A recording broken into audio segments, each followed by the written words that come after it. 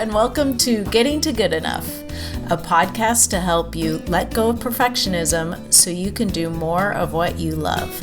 I'm Shannon Wilkinson, a life coach in Portland, Oregon. I'm a recovering perfectionist who's getting better at good enough. And I'm Janine Adams. I'm a certified professional organizer in St. Louis, Missouri, and I'm lucky enough to be naturally good at good enough. And today, we're talking about restarting.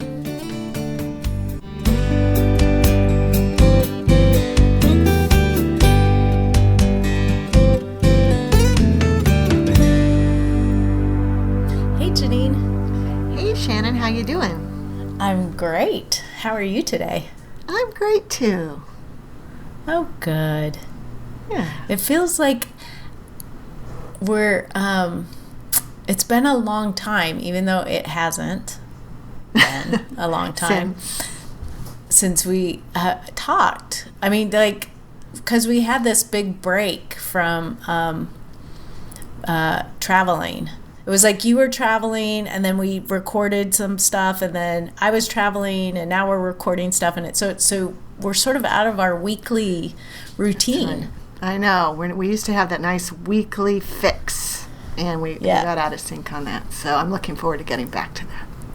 Yeah. Although it's nice. I know, I missed you too. It's nice, though, that our listeners get to hear us every week.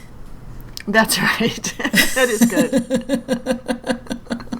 That would be managed really to keep that going. Yeah.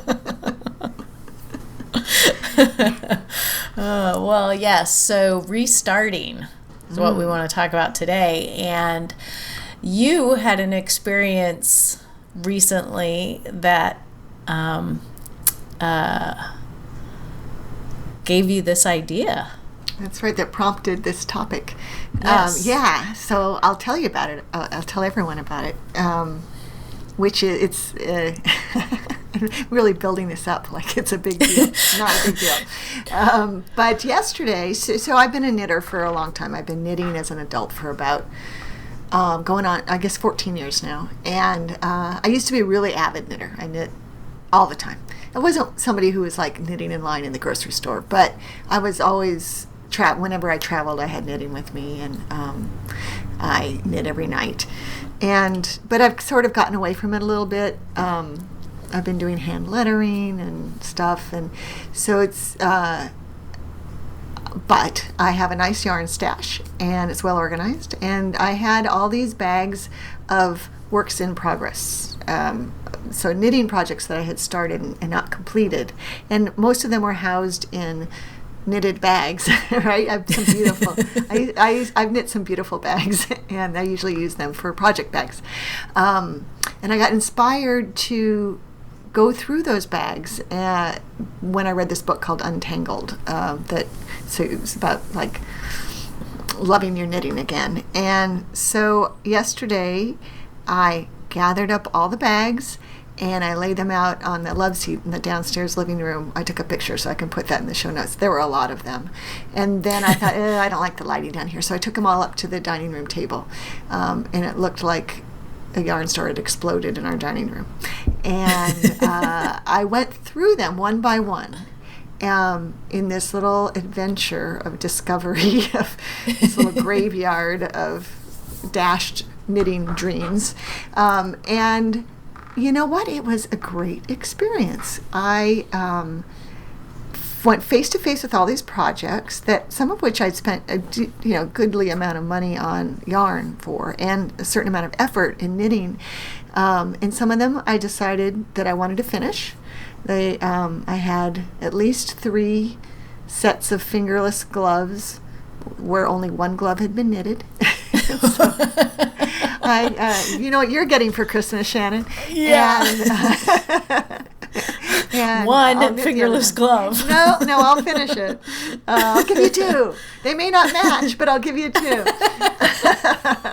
And I had a poncho I'd started whose yarn was just plain icky, and I never finished it. And so I had a number of things that I actually liked the yarn but never finished. And I decided about each and every one of them, and the ones that I was letting go of I unraveled the yarn and wound them into new tidy balls. So wow. Nice. Yeah. And the ones that I was going to keep, I made a little worksheet, a little written sheet of that this book suggested of what the project was, what the pattern was, what the yarn was, and my estimated or my goal date for completion, which made me think about especially things like gifts when I was going to actually do the knitting. And when I was finished with this, it took me a few hours, but I was watching Nashville on my computer while I was doing it, so it wasn't a whole real focused number of hours. Right. I love Deacon. Anyway, and I when I was finished, I had an organized set of about 6 or 7 projects to work on, and a bunch of yarn I'm going to give away, and then a bunch of yarn I can reintegrate into my yarn stash, which I've already done, and also all the knitting needles that were in those bags that the projects are on, which have now liberated. But tonight I'll reintegrate them into my knitting needle storage system. So it felt so good. It was like a combination of letting go and rediscovery. And thankfully I had no beating myself up. I mean, I don't know. I don't. It's never good to beat yourself up. But there's this one bunchy set of yarn I have. I don't even know why I would have bought it. It's beautiful yarn, but it's like peach colored. Yeah, and I probably spent a good amount of money for it because it was kind of designer yarn that I'm definitely going to give away. And I'm not even beating myself up over that. Probably because so much time has elapsed since I bought it. Oh, and Bix got a toy out of the deal because I had a toy that I started to knit for a friend's baby. He's starting kindergarten this year. And so it was a while ago. And I abandoned it because it was ugly. And Bix doesn't care. So it became a dog toy. And he loves it. He loves it. He was rolling around with it in his mouth on his back while I was going through the knitting bags. So yeah, so I feel like it's a fresh start. That's awesome.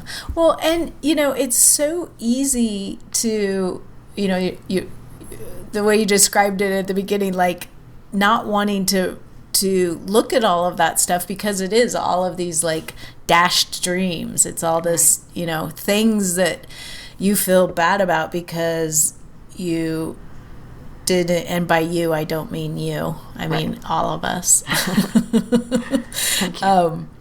That you didn't finish, that you spent time and money on, and it just looks like it's just an example of how in so many cases perfectionism won out. Mm-hmm. And it feels like a failure when in fact you can restart at any time.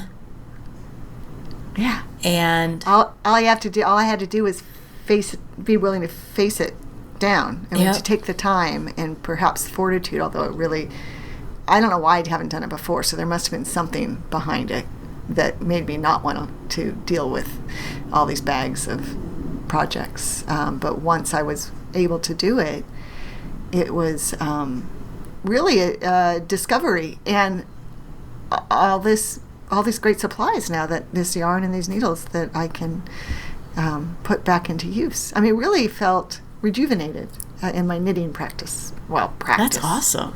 That's highfalutin. I don't have a knitting practice. My knitting. Your knitting hobby. Yeah, my knitting. I like that. My knitting practice. My knitting practice. It is. It's very zen. It's true. It is sort of therapeutic, right? Something crossed my mind while you were talking.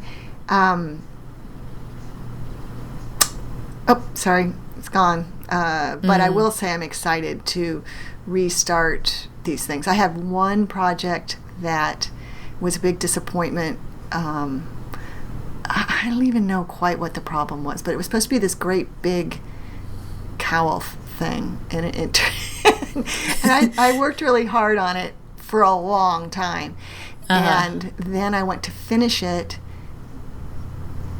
and I literally sewed it up backwards somehow. Oh, no. So then I had to take it apart and put it back together. And then it's turned into a small cowl. It was a large cowl. It's now a small cowl. I'm not sure why. I bet I can analyze and figure it out. But what I know now is that if I finish about 3 inches, if I sew it up with knitting needles for 3 inches about, which will take me, it should, unless I'm missing something, it should take me about 10 minutes. Right. Then I will have a cowl that is not what I expected when I started, but is still quite wonderful. Oh, well, that would be great. And you wouldn't have known that if you hadn't, faced the pile of stuff and dug into it. It was a whole source of stress, that particular project, because there were all these things that kept happening with it. Plus, I started it. I bet I started it in 2011. Oh my goodness. Yeah, that's the thing about knitting projects. They don't go bad. So it's been a long time coming. Yeah. I can't wait to finish it. And maybe, we won't publish this episode for a week or two, so perhaps I can have a picture of it in the show notes of this that cowl. would be fun. I'd love to see what it looks like, because I'm having a hard time imagining it. Yeah, I can imagine, because my description isn't very good. I've got to figure out why it looks like it does instead of what the picture looks like. But I wonder, it doesn't matter. I wonder if you sewed the wrong sides together. I know, something like that. I think that might be it. You know how I am with spatial things. Yeah, that would be my guess, that you, sewed together the ends, not the ends, but what should be the edges instead of the ends. Yeah. Yeah. Maybe so. That's interesting. But if it works, yeah, if it's okay as it is, then maybe I'll leave it, because I bet that is. I will be very honest and tell you that I was finishing it. I was doing the sewing on this weekend a couple of years ago where Barry was out of town, and I downloaded 2 seasons of American Ninja Warrior. And that's all I did the whole weekend. It was a long weekend. Was watch American Ninja Warrior and work on this thing. So I think I was distracted. I thought you were going to tell me that, wine was involved. But no. American Ninja Warrior is its own kind of even more enjoyable distraction. It's its own kind of intoxicant. Yeah. Well, I'll have to see if I can get to the bottom of this. But in any case, I'm glad that instead of seeing this bag where I knew there was this problematic thing in it, I'm glad that I'll have a chance to finish it, restart. Either I could take it apart and re-sew it, or just finish it and call it done. Right. Yeah. But just think of all the warm hands I'm going to have when I finish those 3 knits. I'm thinking of the warm hands I'm going to have. You're really okay. I don't know if any are in your particular colorway, but if you're not too fussy for colors, I got some knits for you. I'm sure they're all lovely. I can't remember. I saw them yesterday, but I don't remember what they look like. Well, you looked at a lot of different yarn yesterday. Right. Yeah. But I think that's so great that you were able to do that and follow it through. And the thing that I'm just so impressed by is that you were able to let go of the things that you didn't want to finish. Oh, well, thank you for being impressed. It felt so good.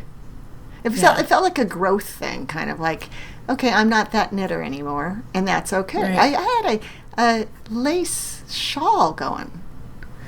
I don't wear lace, let alone knit lace. I was going to say, that's not something you would wear, and also you hate knitting lace. Right. I must have really been embracing the challenge of lace knitting when I decided to start that. Yeah. And I had actually I made a spreadsheet, so I can tell you that I had 12 inches knit. Oh my gosh. That's not nothing. That's not nothing of lace knitting, yeah. Right, so And I had I have all the yarn, expensive yarn for a really cool sweater and the pattern. It was a pattern for purchase. And I'm going to have to read the pattern and see why it is I never made it. I didn't even start it. Or unless if I did start it, I unraveled it because there were couple unraveled balls. But anyway, so that could be fun. Yeah. But it's so great to think about, like, how you can take something that you weren't doing, because I'm guessing that, like, sort of slowly the weight of these unfinished projects grew until it became not fun. Like, you probably, I'm just guessing here. Well, in fact, let me just ask you instead of guessing. I want to hear your guess.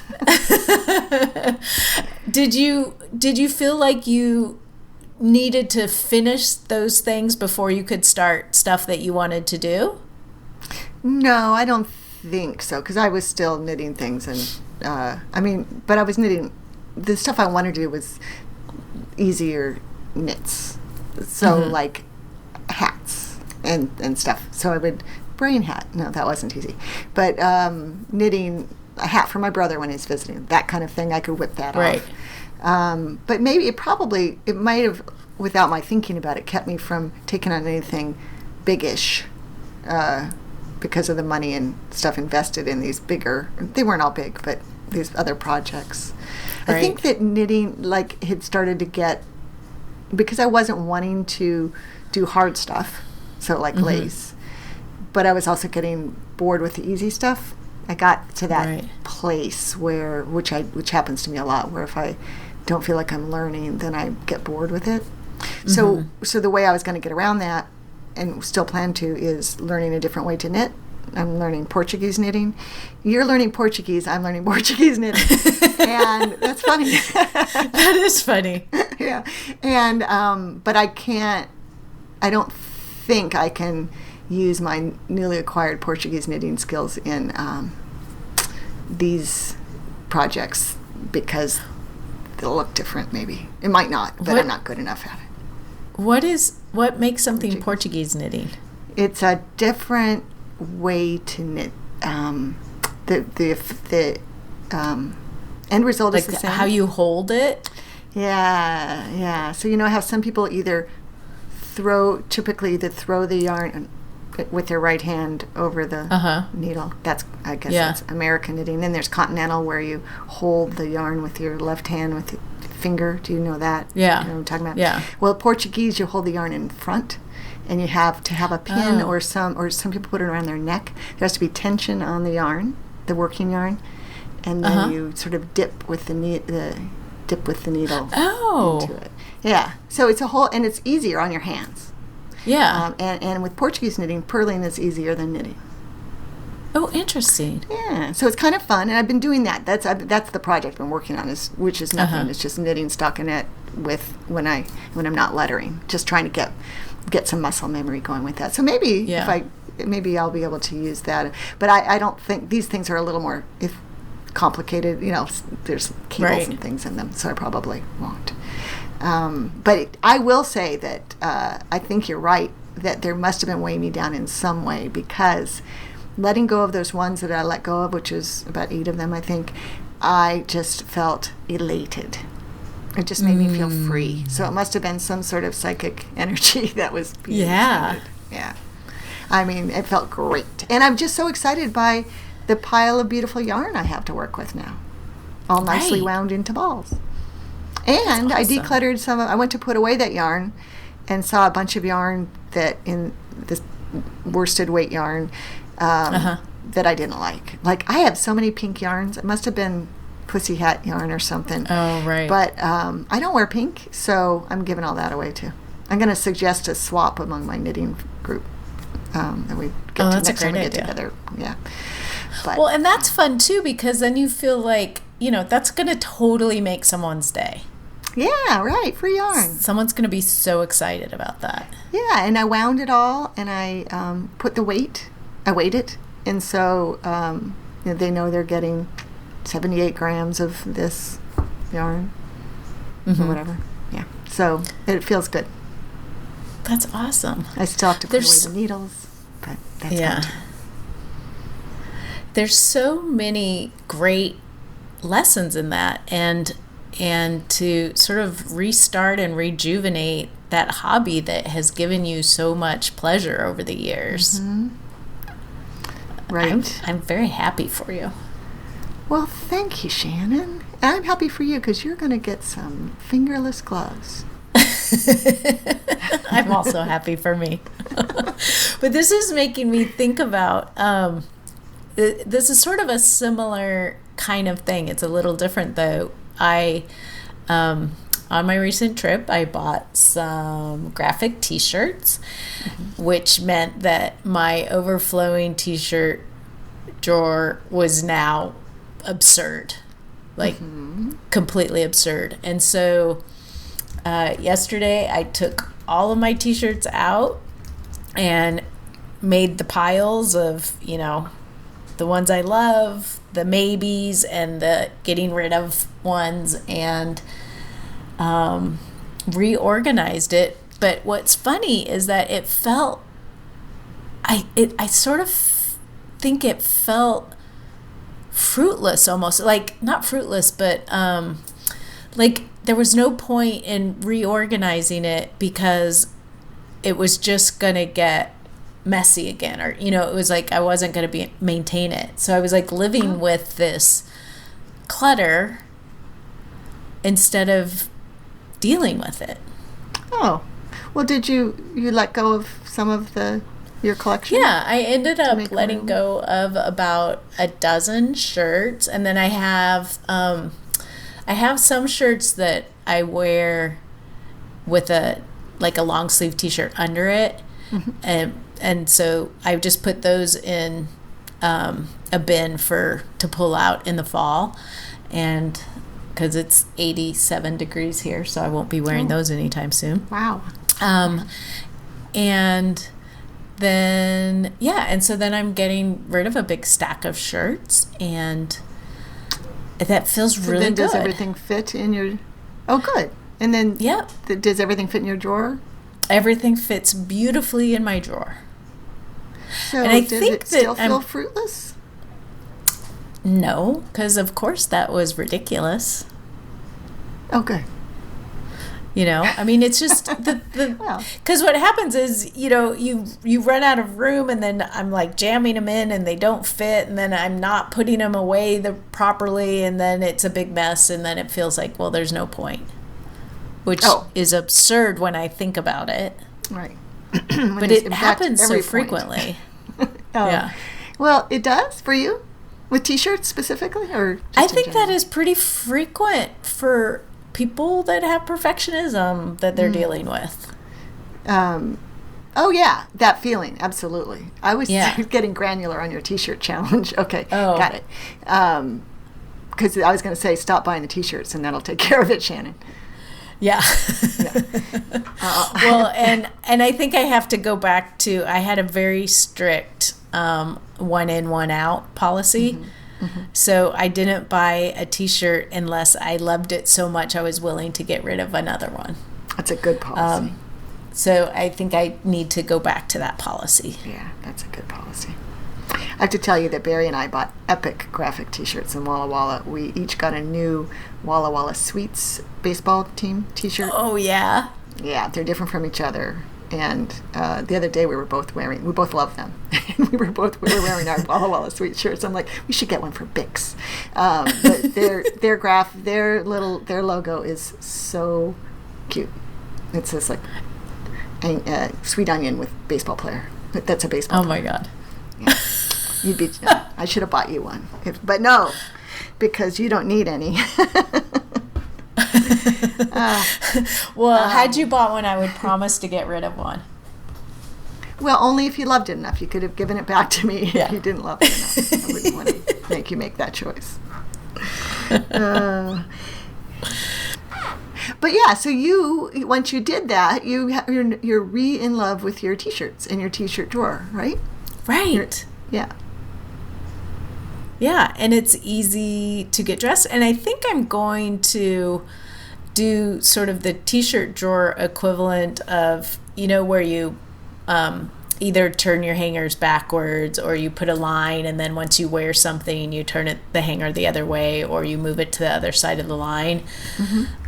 I think I'm going to do the equivalent of that in a drawer, and like maybe put a marker at the back of the drawer, like a piece of cardboard or something, mm-hmm. that'll stand up and separate them. And then when I wear a t-shirt, put it behind that.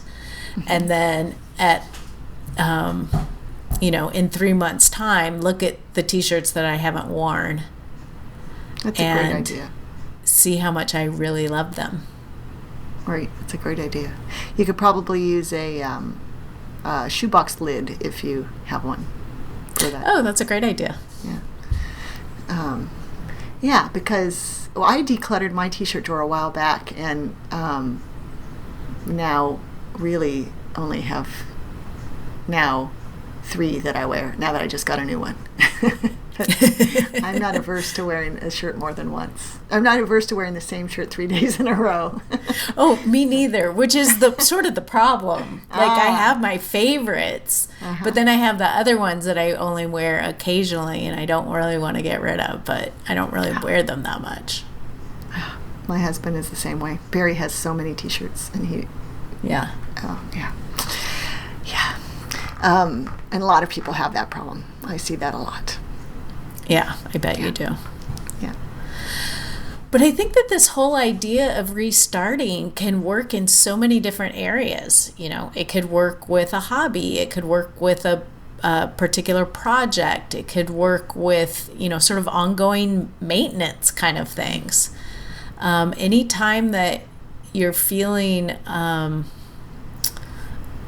like you're not doing the thing you want to be doing, anytime you're feeling like something is overwhelming, just think about this idea of restarting. Yeah, and if you stall out on something, I know with organizing projects around the house, a lot of people, organizing, unfortunately, or decluttering is one of those things that sometimes if you quit before you finish, you're actually, things get worse before they get better. And if you feel like, oh man, I can't organize, look at this, I failed. Well, no, you didn't fail, you just stalled out, and you can get restarted and give it another shot and make progress, and don't feel like it has to be perfect. Right. Well, and I think this is an excellent time to remember, get in touch with why something is important to you. Right. Yes, that's so interesting, because I didn't actually do that yesterday with my knitting, but that would have been a nice step right. in that process. Well, although, I think it was probably pretty, I'm guessing it was there in an unconscious way. Like, you were doing it because you love to knit. Right. I'm knitting because I love to knit. And you wanted to get back to loving knitting again. Right. And I letting go of stuff because I wasn't loving knitting them. Those things that I let go of. Right. Yeah. Yeah. Yeah. So I think that's really good. That like spells it out really clearly, that letting go of the things that keep you from loving it. And that it's the same with my damn t-shirt drawer. Letting go of enough shirts that I can enjoy getting dressed makes a huge difference. I think it's easy to hold on to things that you already have. There's some term for that. It's something bias. Do you know what I'm talking about? No. But I think I understand the concept. I don't think I know the term. Yeah, the concept is that you are biased to something you already have versus something you don't have. So, I have to think about where I read that, and then maybe we can put it in the show notes. Yeah. But so that's why it's easier in many ways, it's easier to not buy something than it is to get rid of something that you already have. Yeah. Depending on how you're wired, but I certainly see a lot of people who buy something and don't get rid of stuff they already have. Right. Yeah. Then you're getting it on both sides. Right.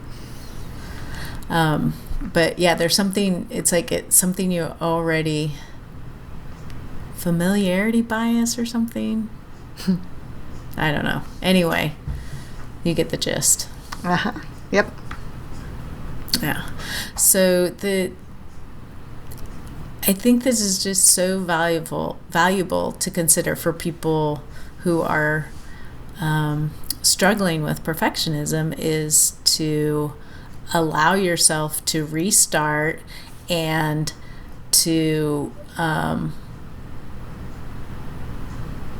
get back to why something is important to you, as opposed to focusing on what you may perceive as mistakes or failures. Yeah, that's great. Well, I'm glad my highly enjoyable yarn experience yesterday might actually help others as well. I think it will. And not just me getting fingerless gloves. That's right. So, what?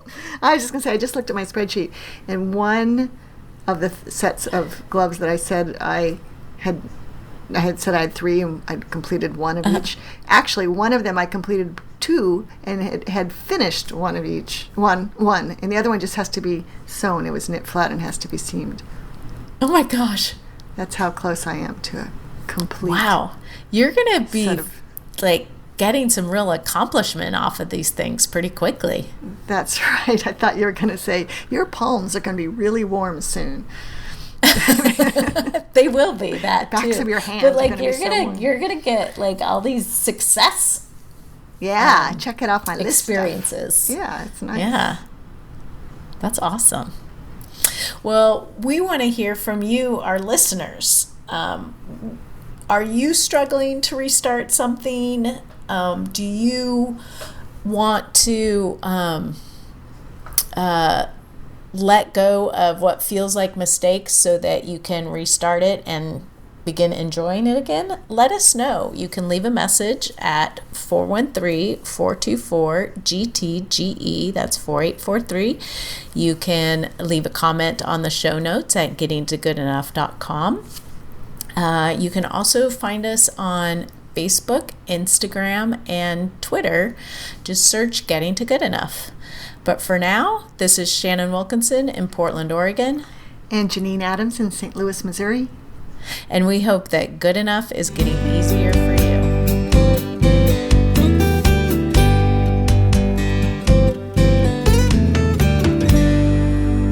Is it sort of hard to think about knitting with your weather?